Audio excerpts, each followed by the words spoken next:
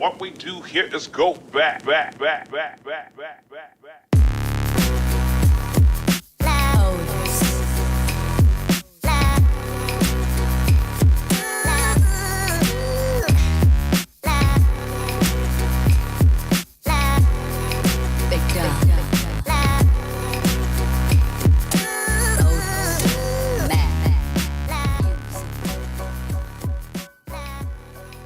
Hello everyone, and welcome to the 8th edition of the FE Addicts podcast. We're sorry we've gone for so long, but we're finally back. I'm Edward Hunter, one of the admins of FE Addicts, and I'm with Josue Lopez, one of my admin friends. Say hi, Josue. Hello, Edward. Hello, Joe. Hello, Jack. Yeah, and just Josue is our new podcast member. He's not been on before, so just in case I get Josue's name wrong too many times, I might start referring to him as JLP, okay, which is just his yeah. And also with me is Joe Jones, who is an intern at FE actually, at the company. That's right. Well, kind of. I'm more of an EJ intern, but yes, that's all right. And old diehard Formula E fan, and I used to write a little bit for eracing.net, but no longer. And also with us is Jack Giordmaina, who's owner of Formula E Zone. Hello, everyone. Well, owner, sort of. One of the riders, definitely. CEO, I think, is a yeah. more appropriate title. That is my LinkedIn profile, yes. And that's why I should probably use LinkedIn more. Anyway, so what are we going to be talking about today? Well, how long till Hong Kong? It's a week and a bit, I think. Just over a week till Hong Kong starts. And, yeah, a week and 2 days. So, and that's the beginning of a very interesting Season 3 that we've got in store. We've got 2 new teams, several new venues, and all sorts of interesting, controversial things to talk about. Fan Boost, Robo Race, the Las Vegas esports event, and as well as our own shenanigans, of course, in FE Addicts. So let's talk a little bit about pre-season testing. And I know that Joe, did any of us? I know Jack definitely went to pre-season testing. I know I did. Too. Oh, Joe, you were there. So I guess you two can fill us in a little bit on what you witnessed, or sort of any interesting or things that you expect to carry over from testing, maybe. Hi, Cheetah. The new-ish rebranded Team Maguru team will be very competitive this season, especially under John Eric Verne. Obviously, if those of you who don't know, they're running the Renault powertrain, same as e.dams. So, you know, straight away, just from having that powertrain, they're going to be very competitive. And Jean-Eric Verne put in some very consistent and very strong times through testing. I think the thing that interested me is the Andretti team, and I think it might be a shock to a few people come Hong Kong if they're occupying the bottom places of the grid, but there are some serious concerns around the Andretti team, and, you know, speaking to Franz and Acosta, both of them say the pace isn't there, so, you know, it wouldn't surprise me if Andretti are the team that might be down the tail end of the field. That's interesting to hear that, because obviously Andretti had loads of software issues in Season 2 testing as well, which hurt them and forced them to go back to Season 1 powertrain, as we all remember. Hearing about what other people are saying, I thought it was Venturi who were the team that were in definite trouble. Venturi started slowly because their car kept breaking down, but once they fixed their electrical issues, as they had in the first block of testing, they had electrical issues. But from once they sort of sort them out for the second block testing, the pace sort of, they're not the quickest team out there. No, they don't look like they're the quickest team out there, but, you know, they can get the car going. The Andretti team couldn't get the car going in the second test. And when they did do a lap, they were slow. And, you know, Robin Frein said that himself. You know, he said, you know, we can just about get the car on the track. And then when we do get the car on the track, the pace isn't there compared to the rest of the teams. Well, when I had a brief chat with Paul Webb, who works for T Connectivity, who are one of the not only sponsor but technical partners of the Andretti team, and he actually said at the first test that they were quite surprised that they were having these software problems, and the battery, for example, that they were getting really high battery temperatures. They'd actually run the same technology in the T test car in much hotter conditions, and he said it was actually running completely fine. So I think actually the Andretti team themselves were quite surprised at how difficult Donington testing was for them. It's hard to know how much of the technology in their Season 3 car is from the attempted Season 2 car and how much of it is a complete refresh. At the same time, considering they've been looking in at all the other teams, developing their stuff for Season 2, see what worked, what didn't work, I think it will be interesting to find out what lessons they took and actually thought, oh, maybe instead of using 4 gears like we were going to, maybe we're going to use 3. Though I don't know how many gears they are actually using. So, any other teams that really stood out? Any interesting technical information or? Well, one of the things that I'm not completely sure about, but when I went past the Renault car as it was sitting in the pits, it didn't have the gear lever anymore. And some people are rumouring that actually their motor, which I think they developed with Zytec, that maybe it's so good that they actually decided they want to get rid of the first gear and just keep the second gear. So if they can do that single gear with a single motor and keep it as light as they have, I think that's just an incredible feat of engineering. And in fact, at the Paris Motor Show recently, Renault showed the new concept electric car, I believe it's called the Trésor, which uses really similar motor technology to that found in the Renault e.dams ZE15 or ZE16 Formula E cars. So I think everyone across the up and down the pit lane is already really impressed at just how good the motor is in the Renault car. Yeah, that's true. Did that the Renault concept AV, especially everyone was talking about how it used the Formula E technology in some way. I had some news sources flat out saying, "Oh, e.dams just put the Renault Formula E engine in the car." I don't know. Well, if you think about it, all these teams now they've got a leftover 4 powertrains from last season. I mean, I wonder where like Trulli's Motomatica Season 2 attempted powertrain is now. Is it just, I don't know, in a scrapyard somewhere? Did they give it to a university? Is Jarno got it in his basement thinking, oh, this is what could have been? I imagine personally that Jarno's using it to power a drinks machine or something. What, in his wine distillery? Oh yes, his wine cellar, yeah. Wine cellar. So maybe they literally just took one of them and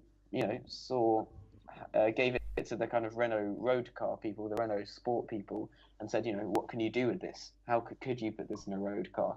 So maybe they've done that with the Trésor. I don't know. I'm just speculating. Jack, you talked to Mahin Kwa, who, let's remember, is also using what is effectively the same powertrain as Renault e.dams.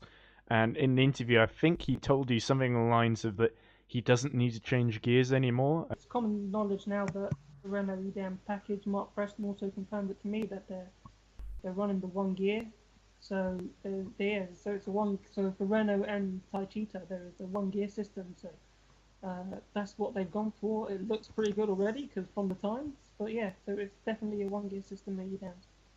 I mean, when you because we've got 2 teams. I believe it's just 2 teams, but I could be wrong. Next EV and Renault, who are using a single gear. I don't think there's anyone else. And Taichita because they're the same power. Oh, and Taichita, yeah, of course.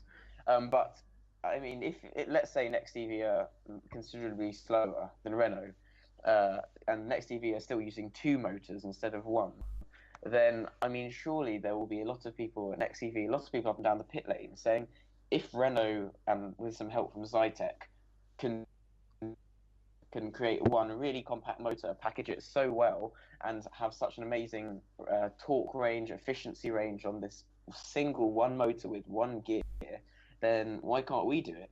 Why do Next EV need 2 motors and cooling and all the rest of it? Though actually, if you don't mind, Ed, could I just talk about Next EV and their kind of turnaround of efforts this season? Yeah, it's interesting Next EV because them and DS Virgin, they were the 2 teams to. This will be the last thing we talk about powertrains, and then I want to move on to drivers and stuff, which is a bit more less techie territory. Sorry, but DS Virgin and Next EV, they were the 2 teams that went for twin motor solutions, and it's interesting when you hear DS Virgin, they've basically said, oh, it was too heavy and sluggish, and they dropped the twin motor solution for this season. Whereas Next EV have decided to stick with it. So I was wondering if you had any more insight on sort of maybe the thinking behind that decision by Next EV, because it seems like a brave one. It certainly is a brave one. I mean, I don't know what you've heard, Jack, but I think their approach to the philosophy, if you will, this season is completely different to the approach they had last season to the philosophy. So last season they were using two kind of almost off-the-shelf motors from GKN, who are a big kind of engineering company, and the rear of the car. As much as I love Next EV and maybe I'll even like to work for you one day, the rear of the car last season did look like it was kind of stuck together with sticky tape to an extent. It had this kind of big, heavy steel, what they were calling a space frame, which sounds all very futuristic, but really it was just a few kind of welded bits of steel put together, and it was heavy. It didn't even work very well. They're rehomologated, I believe. So this season, it's completely different. The motors are different. They might have even designed them in-house. They have it all wrapped in kind of like carbon fiber. It's much more compact, much neater. I mean, and it's pretty amazing that they can fit two motors, inverters, and all the rest of it in such a tightly packaged powertrain. So maybe Next EV are keeping their cards close to their chest. Whether they'll be able to run at the front of the pack, I'm still a bit skeptical. But let's wait and see. Yeah, I feel a lot more optimistic about Next TV this season than last season, purely because they've had a bit more extra time to work on things, and also there's been a little bit of reshuffling. I hear, like Jerry Hughes, who used to work for Team Aguri, has sort of settled in there a bit more, and yeah, I'm just feeling a bit more. And the two drivers, of course, as we know, are very good. Speaking of drivers, we got 4 new drivers this season. So, Josue, I just wanted to wonder who are the 4 new guys. So that's Adam Carroll, Mitch Evans, Felix Rosenquist, and Mara Engel. Which of those 4 are you most excited to see joining Formula E then? Well, I would say Evans because he's a young talent and he chose Formula E, so that's good news for us for the sport. Yeah, a lot of people are saying that they're excited to hear about Evans, even though he's not had a brilliant GP2 career. He's still won races, and he's definitely been up there. A lot of people say that Evans he's very unlucky. He's sort of the Mark Webber of GP2, which is kind of funny because Mark Webber is also a bit unlucky, and he's also his manager. He's also his manager. Sorry, I just said the same thing twice there. and of course, what the team that Mitch Evans drives for is Jaguar, and I was wondering, you guys, Jack, you were at the launch, weren't you, Jaguar? Sort of, how big a thing do you feel this is, and do you think that Jaguar sort of has to succeed this season? It has to show, form and potential, or do you think that they're thinking long term? I think they have to think long term. I think there is a pressure on them to be successful this season, but from what I've seen, I don't think they'll be too successful. They'll be fighting for points. They'll be in the battle, I reckon. But I think they'll be in the battle with Next TV and trying to get in the likes of Mahindra and Dragon Racing and BS. I think that's where they are. I don't think they're not a front running team this season. I don't think they've been sandbagging. I don't, the technology within that car has been hinted that it's still very much a basic season 1 powertrain sort of evolved. They seem like they're still a little bit behind. There is, it's Jaguar, so there is a pressure. It's a big name team coming into Formula E. You expect them, like when they entered Formula 1, to come in and set the world alight. But I think it will take time. Give them this season to transition, and let's see what they're like in season 4, in my opinion. I'd agree with Jack on that. It's difficult, especially considering they only announced their entry in November or December it was. To get a car, if you really want it with your own technology, like you saw, as I was saying with Next EV, you have to kind of get off-the-shelf parts, which is what most of the people did last year, and kind of just bung them together and make sure the software works and that everything talks to each other properly. That's difficult enough. And considering they started in December, and you have to have things homologated by July, I think it is crash tested by end of April. That's really no time at all. I say let's wait till season 4, because actually people would be surprised by how much R&D Jaguar have in electric vehicles and how much Jaguar really are behind electric vehicles and electric vehicle technology. But to be able to turn things around that quickly, apply it into a car, it's just not doable. So I think if Jaguar can, not be always at the back of the pack, if they can kind of compete with some of the midfield, the Andrettis, the Venturis, the Mahindras, I think that would be good for them. And they know, I think they're sensible. They've got realistic ambitions that season 4 is where it's at in terms of really pioneering their own technology and being kind of groundbreakers in technology. Also, I believe that the biggest problem for them will be that they can be fast at one lap, but they have new drivers. It could be the same situation like with Bernet, who was really fast at one lap the first season, but during the race, he has a lot of problems to manage the energy. Yeah, very true actually, because it's something that takes a lot of drivers a lot of time to sort of learn that skill. Although the good news for Adam Carroll compared to Mitch Evans is that Adam Carroll committed very early to Jaguar last season because there was, I'm not sure if you guys remember, but there was Antonio Felix had a few clashes with DTM last season, and at Berlin in particular, there was a strong rumour that Adam Carroll was going to drive for Team Aguri, and the reason that they put Rene Rast in instead was because Adam Carroll decided to commit. He was being approached by Jaguar at that point, and he decided to commit to Jaguar very early. So, and so what's essentially happened is that he's been testing for Jaguar ever since, and their mules and whatever. Well, not testing mules, not like donkeys or whatever. And also, it will be interesting because they are a new team and they will need some time to work as a team during the race to control the situations, to be ready for that. I think where Jaguar have made a really smart move is getting Patrick, I believe he's called, from DS Virgin, who was Sam Bird's engineer last season. And yes. Patrick, well, we saw some of the amazing performances Sam had, and being able to manage energy in a car that wasn't that efficient, was overweight, all the rest of it. They really did work well together. So I think Jaguar having an experienced race engineer on board, I think is just really, really invaluable, especially in this first season where everyone else is still learning the ropes. Do you want to know who I think has the most exciting driving lineup in Formula 8 at the moment? Because I remember last season we went on a lot about Dragon with Loic Duval and Jerome D'Ambrosio. But this season I think that the team with one of the best lineups, the one that really stands out on paper to me, is Nick Heidfeld and Felix Rosenqvist at Mahindra. Because Rosenqvist looked really quick in testing. I don't know about you guys, but a lot of the laps he was setting at Donington, particularly, I think fairly early on, because I think in the second test they didn't seem quite as quick, but Felix Rosenqvist really looked on it. I thought, like, especially for a rookie.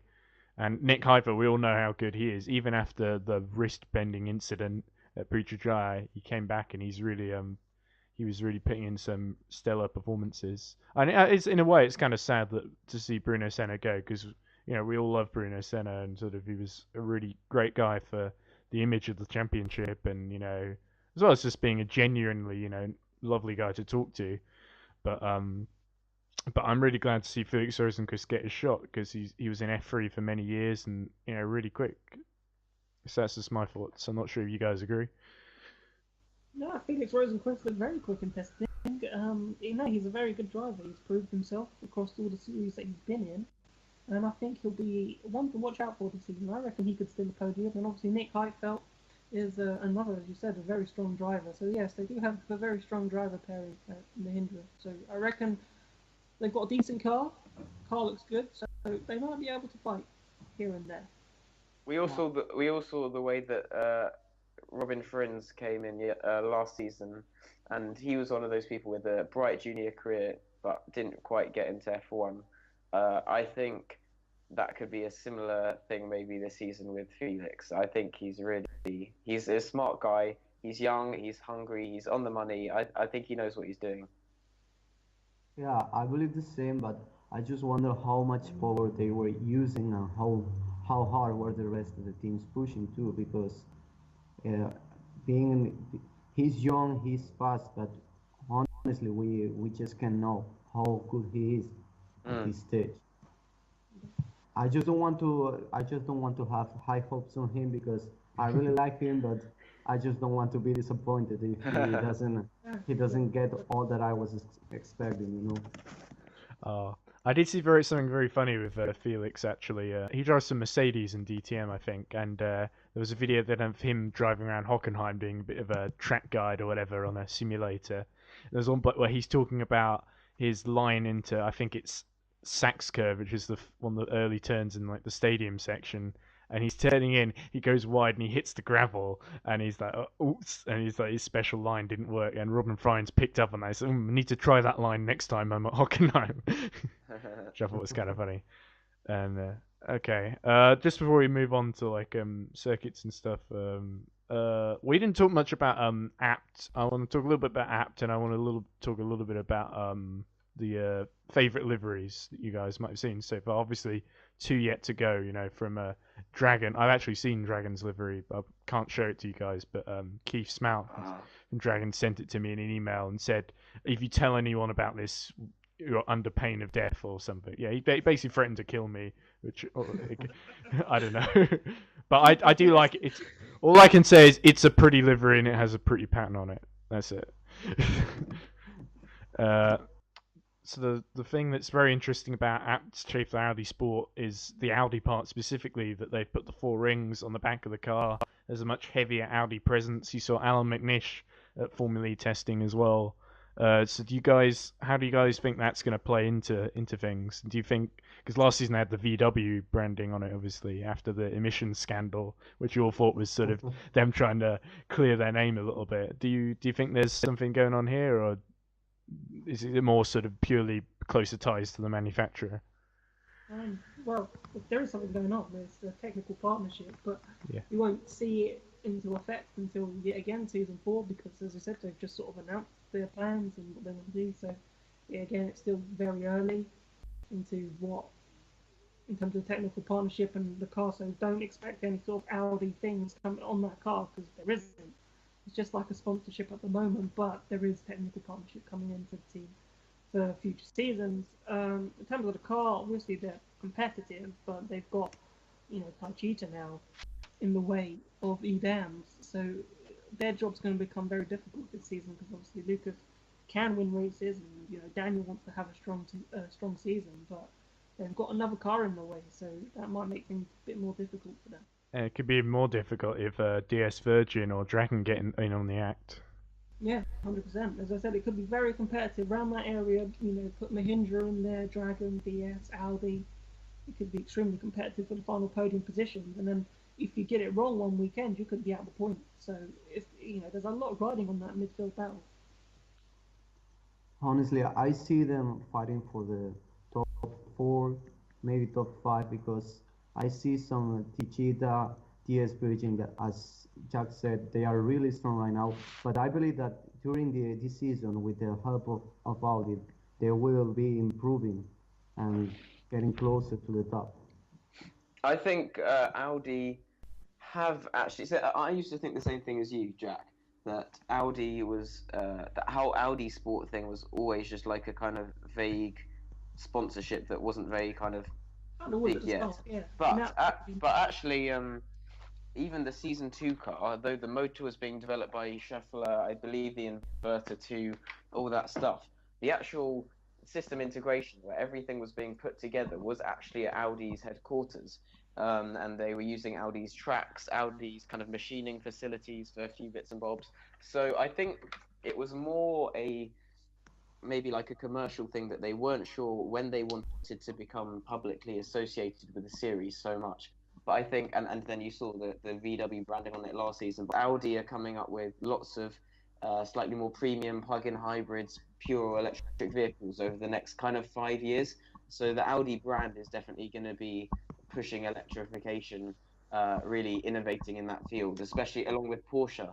So I think that the Audi thing will just increase more and more. I don't think it's necessarily just sponsorship right now. Well, it's definitely a technical partnership, but as I said, we won't see the full effects in it till season 4. That's what they said with Dragon. Yeah. We won't see the full effects of Faraday Future's involvement until season 4. So it's like another transition year, put it that way. Well, I was going to say, speaking of Audi and Porsche, it's no coincidence that they're both the two of the leading manufacturers in LMP1 in the World Endurance Championship, and of course even share some of the same drivers. Or Lucas Di Grassi, obviously we mentioned, drives for both Audi and for Schaeffler Audi Sport, and that's going to be a bit of a point of contention, because of course we've got in the season 3 calendar we have a clash was Montreal that was the clash round, and they've since swapped it very recently when the FI officially announced the calendar. It's now New York, which is the clash round with a Nürburgring World Endurance Championship round. I was wondering how you guys felt about that. Do you think it's fair? Do you think it's fair to make the drivers choose like that? Do you think they swapped it so that instead of having Montreal, which they thought, oh, maybe we can miss it, it's New York. It's oh, I can't miss the New York round. Or do you think it's sort of to make it a more important race that they potentially miss, so the consequence of leaving would be greater than if it was? I don't know. Your thoughts? I believe that the top guys will choose Formula E before WEC, basically because if they are fighting for the championship, they will not want to miss a single race or lose some points, because we all know that in Formula E you can win the title until the last race, so every point counts.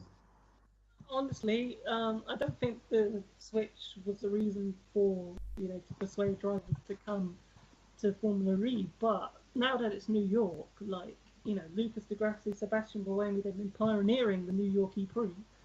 Oh, definitely. They're the two leading contenders technically in the WEC Championship, and they're now pioneering the New York E-Prix, and they have to now make a decision which one. And if it was me as a driver, I'm not a driver, but if I was a driver, there's a competition where my team can continue in the middle of the season with two other drivers, and there's something at the end. It's New York as well. It's the first ever race in New York. It's such a special occasion around it. Like, you have to be a part of that. Otherwise, if you're not a part of that, you've missed it, and then you're going to miss the opportunity to win the championship, because it's not one race, it's two races. Yeah. So if you decide I'm not going to New York, you might as well not participate in the rest of the championship.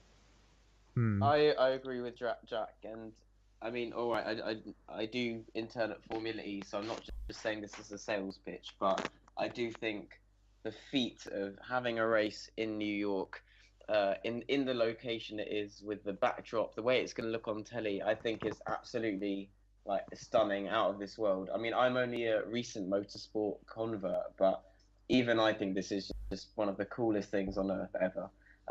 So it would be sad if some of the drivers had to miss it, but I think it's going to be an absolute epic event anyway. Let's just see how the season pans out and what the drivers and the teams and all the kind of contractual stuff behind, see how that figures itself out. I was just going to say that with World Endurance Championship, we've seen like when drivers get injured or they get ill that they can go down to two driver lineups. We've definitely seen they can do it with two drivers, but it'll hurt that driver individually, the one that misses, but the team as a whole shouldn't be affected too badly. It's only really the fact that it's a clash round that's just so inconvenient, and you can see why it's such a big decision for them. It's definitely more of a problem for the drivers, I think, than it is for the World Endurance Championship teams, in my opinion.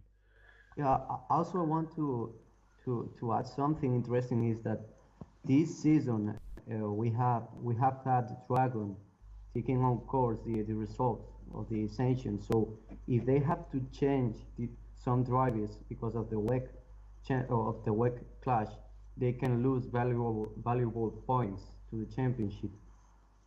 So this can be an interesting factor about if they are going to decide to miss a race and change drivers.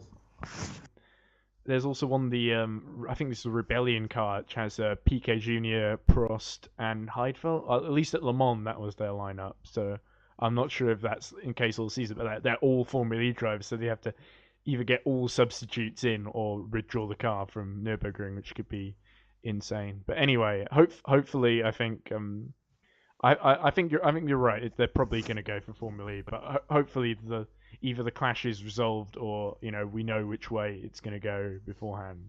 And I think it's actually again, all right, I'm not just saying this as a sales pitch, but a credit to the series and its growth, that drivers after just 3 seasons, all you guys are saying, oh, they should pick Formula E, and do you think they'll pick Formula E? That World Endurance Championship is quite a long-running thing in one form or another, and to have some of these top names in motorsport, really taking Formula E so seriously and contesting it, I think it's just amazing. Yeah, and I think it was also quite telling that Antonio Felix da Costa pulled out of DT. Well, he announced his retirement from DTM recently, purely so he could focus on Formula E. And I wonder if we talked about Felix Rosenqvist a lot earlier, but I wonder if he's going to do the same as well. And anyway, so sorry, I was hoping someone else would chip in there, and they didn't. Any other venues? We got Hong Kong, which is the first one coming up. It looks like I don't know. I've seen some of the onboards of it. It looks like a really good track. Lots of really tight corners and long straights. It seems to bode well for overtaking. It was sort of similar in Berlin as well. Any others that you guys are sort of excited about? Well, I want to see if we can get the whole lap of Monaco and see the Formula E cars coming through the tunnel, because that would be an amazing view. Oh yeah, definitely. And also there was that first corner as well that was had a pile-up written all over it. I think Bruno Senna went flying, didn't he, over Daniel Abt? That was tragic. Yeah. Jack? Have you heard anything about Monaco and sort of the? Yeah, it will be a similar layout, but they need to change turn one desperately. So turn one, where it goes into that narrow road, is extremely narrow. Yeah, Saint Devote. Yeah. So, and they had the wall sticking out, which made it even more narrow. So they just need to get rid of. In my opinion, it becomes like Bahrain turn 4. Get rid of the wall and just let them sweep in, and then let them sort itself out. They crash again, but Monaco. Hopefully, by the time it comes back on the calendar by season 5, it won't even be a full track, because even with McLaren, as the latest news has come out, with McLaren becoming the battery tender, and if the cars do move to a single car championship, so there's 2 cars per team rather than 4, the power output is going to be back down to where it was at season 1. So even if you put it back to a 1-car race around the full Monaco track, the lap times are still going to be high 140s into 150s possibly. So then that will look good compared to Formula 1, because that's where the comparison will be made. So that layout at Monaco will stick for at least for another 10 years. Sorry, Karen. Yeah, I just have a question. How do you think that they will resolve the situation if we have a lot of safety cars in Monaco, because Formula E doesn't have a lot of laps, and if you have a safety car during 10 laps, that can kill the race, basically, in Formula E. I suppose that's the risk with running on street circuits. There's always a chance of a safety car, and we saw it in Paris where we finished on the safety car conditions. I think that's the sort of thing you can't. Sorry to interrupt, but I think that's the sort of thing you can't really predict. And No. I did notice in Buenos Aires, they deliberately, because we had the situation in Beijing with the virtual safety car, which basically allowed drivers like Oliver Turvey and Nathaniel Berton to have their pit stop quite late and essentially have a free pit stop and sneak into the points, which a lot of people, all the ones who did pit normally, sort of felt a bit annoyed about that. And I noticed in Buenos Aires when Da Costa broke down right about the pit stop just before he could get into the pits, instead of throwing a safety car immediately, they decided to wait for everyone to have their pit stops, and then they threw the safety car. And I sort of feel a bit mixed on that, because it's sort of compromising. You could say it's compromising safety to keep the race interesting, but they did wave the yellow flags, so I don't know. I think it's sort of it's a situational thing. You can say maybe there's too many safety cars, but if it's in a dangerous position, they have to throw the safety car. That's the rule. The main question is if they will be fast enough to take off the car, because in Buenos Aires, I remember they had a huge, I don't know, what's a trailer or something that was really huge, and it didn't look good in a street circuit to take off the car, and that take too long. Oh, you mean the crane that they used to pick up Da Costa's car? Yeah. Yes. Again, I think it's sort of different circuits going to have different kind of recovery things. In street circuits, obviously, they'll be more likely to use a flatbed kind of truck to pick them up, just so they can take the car away quicker. And it may not look good, but there's Charger Course who are making the course vehicles which are electrically powered. So in the future, so hopefully we see a bit more of that. But I agree. I think there's a couple of doubts there, but personally, I feel fine with the way they use safety car periods. Anyway, Joe, you want to talk about Marrakesh very quickly? Well, just as you were saying, what races are you excited about? I personally am very excited about Marrakesh, not only because, well, I've been there and it's a very vibrant, kind of exciting city, but also Were you there for a party or something? Of course not. No, it was a family holiday, incredibly Oh, dull, okay. lots of driving. But what what is so good about Marrakesh and Morocco as a market is that it's such a forward-thinking country in terms of their uh, energy policy. The Nor 2 or Nor 1 solar farm is going to be, I think, one of the largest ones in the world.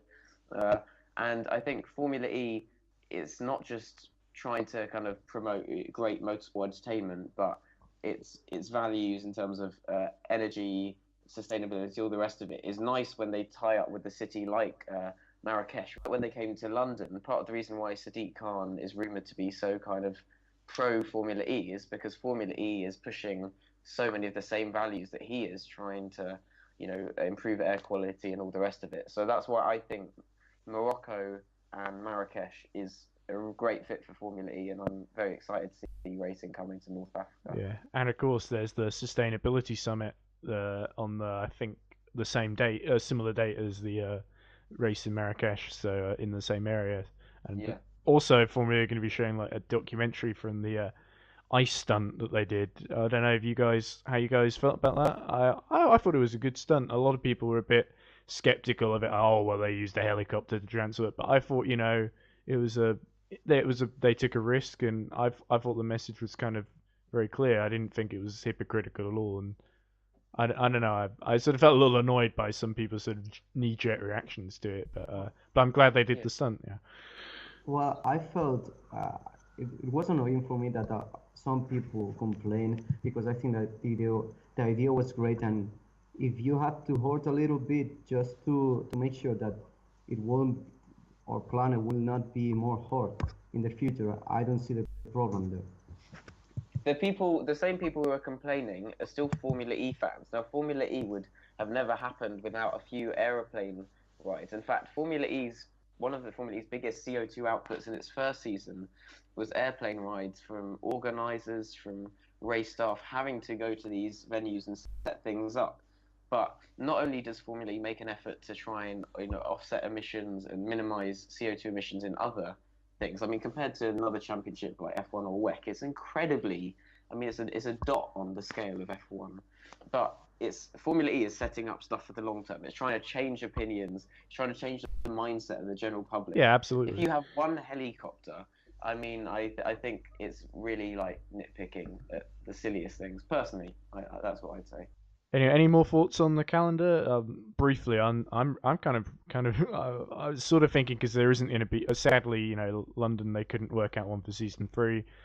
We don't know the reason why, but I'm thinking maybe into Brussels instead because it's fairly nearby, or it's either that or Montreal because Keith from Dragon told me to go to Montreal. I don't know. The only thing I know about the calendar, obviously, the 2 TBA races have been knocked off. I know the locations for those 2 TBA races, but they're no surprise to anyone. I found out that April 22nd was London, but it was all, whether or not it would happen. And the June 24th, they were supposed to be Moscow. As I said, no surprise to anyone. Those were the 2 races that Formula E wanted, and for one reason or not, couldn't get on the calendar. And obviously London had to find a new location. Obviously the location, that's going to take time, especially around London, to get the right location. So yeah, obviously they're still being interested for season 4. So we might, just because London's gone for this season, doesn't mean it's never going to come back. They still want it to come back because a British Formula E race is a huge market for Formula E, and so is Russia with Moscow. So there are definitely 2 races that they'll want on the calendar at some point again soon. Yeah, Formula E obviously want to be in London. I think fans want it to be in London. And as I was saying, London's values, London's priorities in terms of air quality and all the rest of it, becoming a much greener city over the next 5 years, I think it's just in line with Formula E. So I very much hope it will happen. If it doesn't happen this year, hey ho. But future seasons, let's see. Yeah. I think I've been a little bit too pessimistic recently on the actual Facebook page, and I should be a bit more optimistic about season 4 for London. Anyway, let's move on a little bit. Talk a little bit about fan boosts, maybe, because Jack, you were the one who uncovered the fact that there was the the whole controversy with people using basically they're purchasing thousands of votes using robots essentially over the internet. I don't know. Hopefully, I mean, they're assuring us that that's been fixed basically, and they're saying that there's a bit more of a verification system, and but people are still going to be a bit suspicious, I think, and it's. I mean, I'm still quite enthusiastic about the system, but I feel that there's so much skepticism around. There's such a push from fans to sort of, oh, we really don't need this. Do you guys think there's no? Do you guys feel like you really want to defend fan boost? I personally think it's mostly worth defending. Fan boost is needed informally for one reason, for the fan engagement, and that's the whole point of Formula. So fan boost needs to be here. The only thing, so far all looks well with fan boost, but the only thing I don't like is that they've moved it to 24 hours, so the leaderboard updates every 24 hours, and to me I haven't liked it since it starts because I don't know who's leading fan boost, and I don't think people are voting for people on fan boost. Say 20 hours after it's last updated, they don't know how it's changed. They don't know if they need to vote for their favourite driver. Obviously they will, but do they desperately need to vote for their driver because is he in the top three? You don't know anymore, and I don't like that. There's one thing that I think will bring more into disrepute as we get closer to Hong Kong. Is that it's not updating it used to update immediately. So when you cast your vote, the vote was done, and it still says it's a live leaderboard on the fan boost page. But it's not a live leaderboard anymore because it updates every 24 hours. It sort of contradicts itself. It says it updates every 24 hours and it calls itself a live leaderboard. But so it's live when it updates, but yeah. Yeah, and it should have updated by now. And that's it. You won't know now for the next 24 hours until it updates again. And I don't like that because I can't. I don't know how a fan can follow that. Coming 24 hours before Hong Kong. What does the driver think? Please vote for me. I'm second now, but I don't know. At the minute, I could be ninth because I don't know. It hasn't updated. To me, I think as close as we get to Hong Kong, that will come out more. That people are like, well, I don't know if it's having any effect my vote, and then we won't find out until Hong Kong. And it might not have updated before the Hong Kong race, and they might say Lopez, Carroll, and Degrassi. But then when they release it could be Buemi, Prost, and Heidfeld as the fan, and we're like, well, where did that come from? Oh yeah, that's today's updated version. Yeah, it's definitely. It sounds I like. don't like that. Yeah, it's a transparency issue. Jose, do you have any thoughts on fan boost? Yes, I believe that Formula E should keep it because it's the best way to reward the teams that are keeping the connection between the fans. Because you see, for example, the Venturi team, they never get the fan boost. Also because they are not doing the best job in the social media. For example, in Twitter, they are never being really active. They don't post a lot of stuff, so they never get it. So I think it's a great way to reward it. Because is doing a fantastic job. For example, saying that he will follow you if you retweet him, if you fan boost him, giving some prizes away. So it's something that makes the people feel connected and feel close. And if you are just asking for it without, I don't know, giving something to exchange, the people will not give it just for that because they want to feel that the team cares about you. Yeah, it's a kind of personal thing, definitely. And interesting hearing that. I ought to maybe vote for Degrassi because then maybe he'll start following me. And I'm so insecure, I need his attention. Yeah, he already followed me. But I mean, it's the. But I remember, like in season 1, for example, I was just a fan, and it was after the Buenos Aires win for what was then Amelin Aguri with Antonio Felix da Costa, and I just tweeted the team just like, "Oh my gosh, guys, just well done so much. Like this is just a brilliant moment for you guys because it was such a turnaround for them."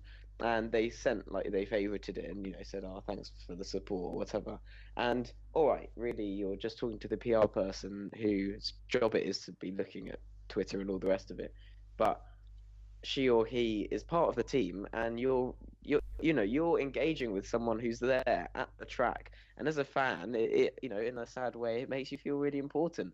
So I think I think that's what Formula E is all about, is that level of engagement, which you just don't get often in many other series. You don't need to give prices away, but you can be original. For example, Daniel Abt was doing the whole Borat thing, saying that he will sing naked on the grid if he get the fan boost, and those kind of things are awesome for the fans. Well, for some of the fans, yeah, I'm not sure all of us fantasize about seeing Daniel Abt naked, but I will close my eyes, but at least I love it. yeah, it would be funny, definitely. So last two topics, I think, before we close it, I'll try and speed up a little bit. Robo Race. We saw Robo Race do its first run with the development robot, or DevBot as they call it, at Donington. Do you guys think we're going to see it this series? Because I don't know, I still don't think we've heard enough for me to feel confident that we're going to... They keep saying we'll see it at the end of Season 3, but I think Season 4 is a bit more realistic, personally. Maybe even Season 5. The development card looked good. It had a few issues. They did a lot of running, but it took them, I think, a long time for it to actually run by itself, with actually no one in it, and actually to run autonomously with no engineer in the car. And it still had problems. So I think it's a long way off. I think they're pushing hard, and what they're doing is fantastic. Don't get me wrong. It's great to see, and it was great to showcase it. But from what I just saw, I thought, it's not. I can't see it happening. As you said, there's not enough talk about it. There's not enough momentum for it to happen towards the end of the season. It'll be a sort of a shock. Well, where did this come from? If it turns up by Montreal, New York time. Season 4 is more optimistic, but yet again, July to maybe November, they're still pretty short to turn around to maybe get the championship up and running. So, I think I'd like to think that you're being a bit skeptical, because I got the lucky chance of being able to go actually into the Robo Race garage, which is one of the kind of the hangars, if you will, at Donington, and the guys there are working so hard, and so much work going on behind the scenes as well, that I think there really is a drive, really is a push to make it happen. Oh, 100%. I don't disagree with you there. You can see that from the track and from how it's going on. I don't disagree that the effort isn't there. The effort is 1,000,000% there. But I just think overall there's still got a little way to go. Yeah, I agree. There is definitely a way to go. But lots of the problems, for example, you saw at Donington weren't actually problems with the cars or the software or anything. It was the marshals getting slightly worried that they thought the car was in a dangerous position and pressing an emergency stop button, when really the car was performing fine. So I think maybe things came across slightly worse than they actually are. I think it will be really fascinating to see how things come together, though. Yeah, and I just remember I looked at the Hong Kong program, and there is actually we're not going to. I think there's a support race the day before the race with a bunch of celebrities in e-golfs or whatever, Volkswagen e-golfs, but DevBot is actually doing another run on the Hong Kong circuit, so they definitely want to get a bit more experience of the track, the actual Formula E tracks as well with it, which is good. I believe that road race will be something that the big companies, the big technology companies will love, but the fans, if you don't focus the whole concept of as a e-sport, the fans will not like it. I mean, if you focus it as a e-sport, maybe the fans will get engaged and will feel more closer. Yeah, I could sort of get what you mean, because we did have a guy on the Facebook page a while back. He was sort of comparing it to the AI that you develop for a racing game, and sort of how that has to, sort of how they have to train the AI to sort of react to certain situations and things like that, which is kind of interesting. And speaking of esports, we've got the last thing I sort of want to touch on briefly was the Las Vegas esports event, which is sort of there to fill the gap. It's in January, so it's at CES in Las Vegas, and it's sort of filled. Forget the Road to Vegas challenge as well, which is. Oh yes, of course. We've got two of our members who are competing in it, Remco and Lorenzo, and they've both been very excited about it, playing R Factor 2 a lot, and Remco even posted a nice little video of him driving around, which is awesome. And And yeah, I really hope they can both do really well. I sort of promised that if they manage to make it to Vegas, I would fly out and support them. So I'm not. I'm worried I may have to follow through on that now. And yeah, do you guys like the direction Formula E's done with its esports events? I watched a little bit of the race off pro events last time, and I thought they were all right. What about you guys? I think it's a great way to interact with fans. I think it's a great idea, and the opportunity for fans to go to Vegas and compete for the £1 million prize. And there's many runner-up prizes that have equally just as much, not as much as $1 million, but a hefty sum of money, which for any common person like us, it's life-changing. But my only problem is that there was talk of it becoming a championship round, and then that's where I think I draw the line. So I'm happy with it as a social event where fans get the opportunity to race against drivers. There's charity prizes, there's real sums of money prizes. It's at great locations, but as soon as it becomes a championship round, then for me it becomes a problem. Do you think though that maybe it's interesting. I don't know. I kind of feel personally that I prefer to sort of see a real round at Vegas, and I sort of feel that they couldn't do that, and it's a little bit of a cop out. But I mean, it still could be a good event in its own right. But I think you're going to get a lot of people who sort of feel that way, that sort of they prefer to see a real race. Well, possibly, but at the end of the day, it's something different, something that Formula E. Yeah, absolutely. I'm going into it with an open mind. Going into a different market where no racing series has really gone before, which is the whole ethos of Formula E. So what, I'm happy. I'm all for it because I don't want it to become, because there was rumours that they could make it a championship event one day, and for me, I was like, no. It would have to be a separate championship. I agree with Jack in that it's Formula E are trying to, from what I see as well, when I've been working there, Formula E are trying to not just be a motorsport series, but as I keep saying in the Facebook page, when you guys are all being a bit mean about EJ or music or whatever it might be, Formula E is much more than just a motorsports championship. They're trying to become an entertainment franchise. So when you're doing an esports event like this, you're tapping into a new market that wants entertainment. They don't care whether it's motorsport or whatever. They want a form of entertainment. And if you bring the market in to the entertainment realm of Formula E, I think that's a good way. Whatever way you go about doing it, it's a good way.